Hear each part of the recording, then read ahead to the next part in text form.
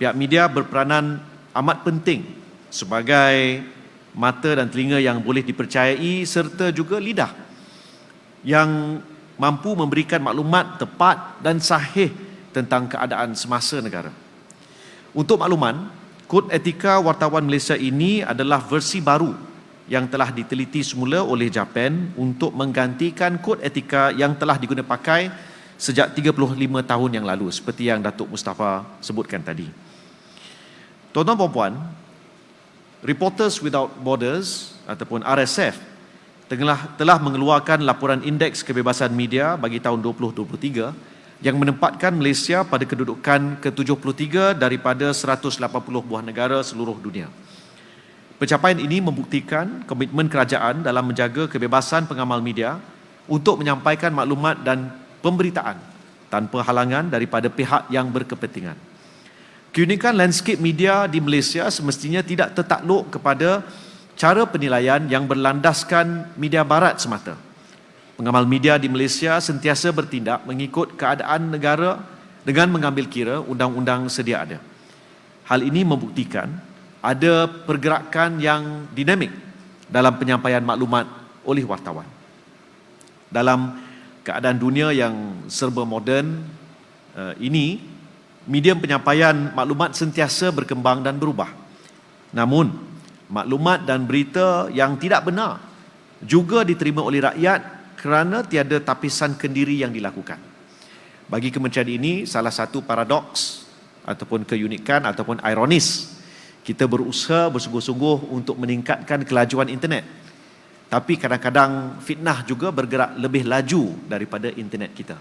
Jadi saya pohon, di samping kita menikmati kelajuan 5G, antara yang paling laju di Asia Tenggara, kita juga sebagai pengamal media dan juga pengamat media, kita yang menerima maklumat, turut perlu memainkan peranan untuk meneliti dan menilai berita yang kita terima. Japan meneliti secara keseluruhan Kod Etika Kewartawanan Malaysia 1989 dan telah membuat keputusan ada keperluan untuk meneliti semula dan menyesuaikan kod etika tersebut dengan keadaan semasa negara, dan ia akan digunakan bermula tahun ini. Kod Etika Wartawan Malaysia adalah dokumen rasmi sebagai punca kuasa dan rujukan bagi tujuan pengeluaran serta pembatalan kad perakuan media. Yang sering dibangkitkan kepada saya adalah tentang aspek kerahsiaan sumber. Jadi ini kita telah pastikan terkandung di mana kita perlu hormat rakan-rakan media dalam mendapatkan maklumat. Cuma yang kita pohon adalah pengesahan. Bila kita mendapat sebarang maklumat, kita perlu pastikan dan kita bandingkan, kita sahkan, baru kita terbitkan. Sebagai contoh, malam tadi ada laporan ataupun semalam ada laporan ataupun maklumat yang post dalam satu forum mengenai dakwaan sistem padu bolos dan data telah dicuri.